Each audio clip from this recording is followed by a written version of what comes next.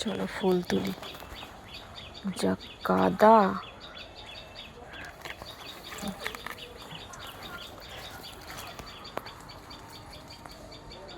চলো। সাদা ফুলগুলো ঝরে যাচ্ছে। ও বন্ধুরা, শুভ সকাল। তোমরা কেমন আছো? আমি ভালো নেই, কারণ এত বর্ষায় আর ভালো লাগে না।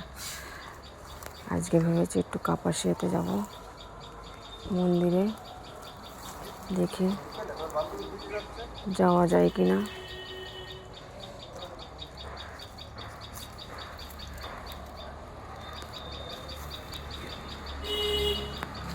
কে এসেছে?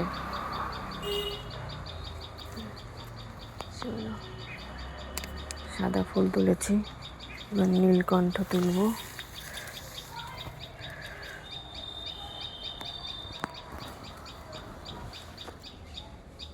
দেখো, জবা ফুল তুলে নিয়েছি, তোমাদের দেখাতে পারিনি ফুল। এই যে বললাম, দুটো নীলকণ্ঠ ফুল ফুটেছে, আর এই যে সাদা ফুল। চলো এখন পুজো দিই। শুভ সকাল বন্ধুরা, তোমাদের সঙ্গে কি দিয়ে শেয়ার করব সকালবেলায়, তাই ভাবছি প্রথমে গরম জল দিয়েই শুরু করে দিই। কি করব বলো, এত বর্ষা নেমেছে, বর্ষা আর কমছে না, ভালো লাগছে না আর কিছুই। এরপর দেখা যাক তোমাদের আর কি দেখাতে পারি।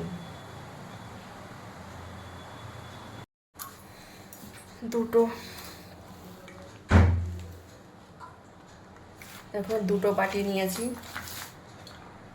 একটা বাটিতে গোলা রুটি করব অল্প করে, আমার মতো। যদি সত্যিকারের গোলা রুটি কোনোদিন খেয়ে থাকো তোমরা, তাহলে বুঝবে এইটাই গোলা রুটি। তেল দিয়ে যেটা গোলা রুটি করে সেটা গোলা রুটি বলে না, ওটা তেল রুটিই বলে। সবাই ওটাকে গোলা রুটি বলে চালিয়ে দিচ্ছে। আমি আবার যেটা দেখাবো তোমাদেরকে সেটাই গোলা রুটি। দেখো, তোমাদের সঙ্গে গল্প করতে করতে তোমার হচ্ছে গোলা রুটির এটা মাখা হয়ে গেছে। এরকম করে মাখতে হবে। আর এইদিকে রুটির জন্য আটাও মেখে নিয়েছি। এবার গোলা রুটি করবো। মা যখন গোলা রুটি করতো তখন আমরা বসে বসে উনুনের পাশে বসে দেখতাম কি করে করতো। আর তখন থেকেই শিখেছি আমি, অল্প বয়সের থেকেই রান্না টান্না ভালো করতে পারতাম। কোনো বাড়িতে লোক আসলে আমাকেই দিয়ে বলতো, তুই রান্না কর আজকে, তাই আমি করতাম। আমি এই লোহার কড়াইটা গোলা রুটি করব। আগে মা ঠাকুমা ওরা গোলা রুটি করতো তখন কাঠের উনুনে, আর এখন তো কাঠ বলতে মানুষ রান্না করতেই জানে না, সব গ্যাস আর গ্যাস। কাঠের উনুন কয়টা লোকের বাড়িতেই আছে, তাই কাঠে হলে আরও ভালো দেখানো হতো। দেখো, কড়াইতে আমি গোলা রুটি বানিয়ে তোমাদের দেখাবো। দেখো, এইভাবে পাতলা পাতলা করে ঘুরিয়ে ঘুরিয়ে নেব। তোমরা দেখো, দেখো, গল্প করতে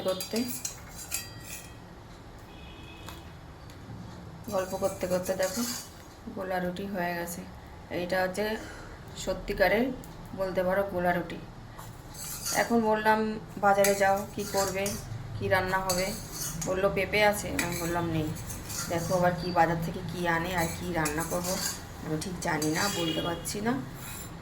গোলা রুটিটা নামে সকালের টিফিনটা তো করতে থাকি, তারপরে দেখা যাক কি হবে।